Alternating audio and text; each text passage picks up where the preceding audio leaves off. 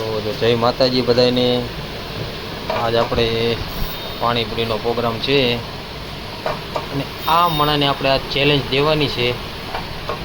ખાલી 2 મિનિટની જ તે 2 મિનિટમાં પાણીપુરી ખાઈ જાય તો આપણે એને 500 દેવાના છે.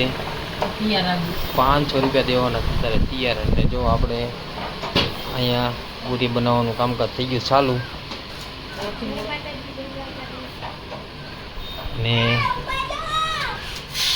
આઈન પર આપણે એક ઘરઘંટી ચાલુ છે. આઈન પર આપણે પૂરી બનાવવાનું કામકાજ ચાલુ છે.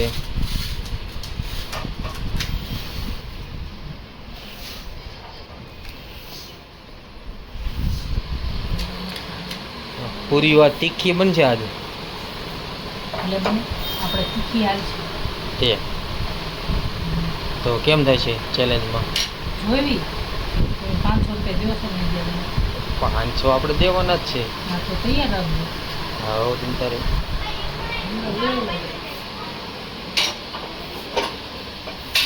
થોડીક હે ને તીખી બનાવજે.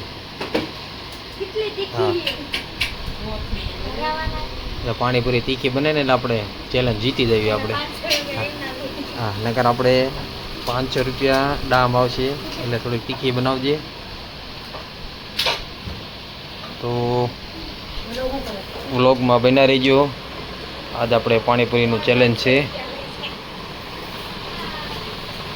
આ માણાને આજ આપણે હરવી દેવાની છે. જો અમારા આવા એક લખણ કરે એક અમારા ભાઈ ધાબા ઉપરથી જો ક્યાંથી ક્યાં એને બંબુડી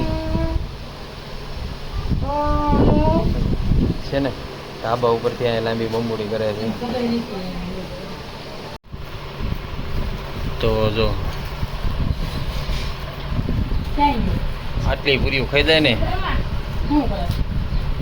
જો આ બધી પૂરી છે ને આને ખાવાની છે. કેમ થાય છે?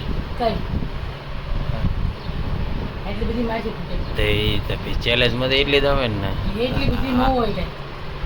હા છે અહીંયા 30-40 પૂરી હોય ને એટલી ન ખાઈ જતો. હા તો એ 500 રૂપિયા દેવાના.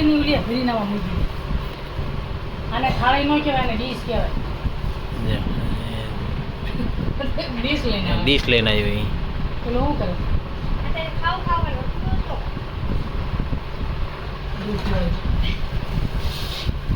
જો અહીંયા બધી તૈયારી થઈ ગઈ છે ચેલેન્જ. તો જો એને પૂરીઓ કાઢવાનું ચાલુ થઈ ગયું છે ને અમે ભાગની કેટલીક કાઢે છે.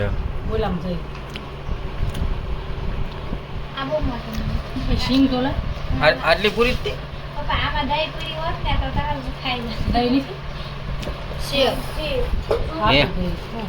આટલી પૂરી જ ખાવાની. આટલી પૂરીમાં મોંઘું ન પડે. આટલી પૂરી કે 500 નો હોય. આટલી પૂરી ખાતે એમ થાય 500 દેવાના હોય. આ ખોટું કહેવાય. પણ આ જો આ પૂરી જો આમાં એને વીકી કેટલી 1 2 3 4 5 3 9 13 પૂરી છે.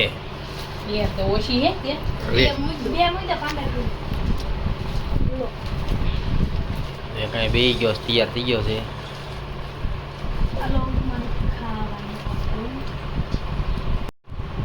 તો જો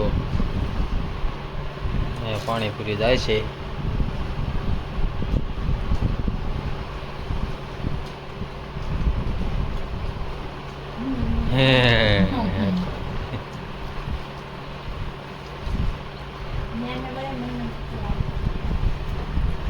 છીંગ ને એવું બધું આપણે કમ્પ્લીટ છે અને ચેલેન્જ હારી ગઈ છે એટલે આપણે પૈસા દેવા નહીં પડે. નહીં વાંધો આવે. હા એ તો દેવા જ પડે.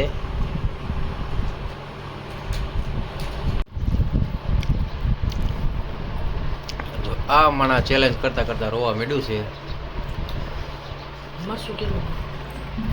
પાણીપુરી લાગી ગઈ તીખી અને કેવી મજા આવી? નો મજા આવી?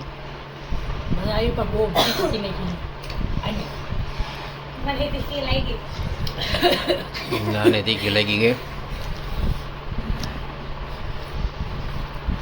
તો આજનો વ્લોગ અહીંયા પૂરો થાય છે.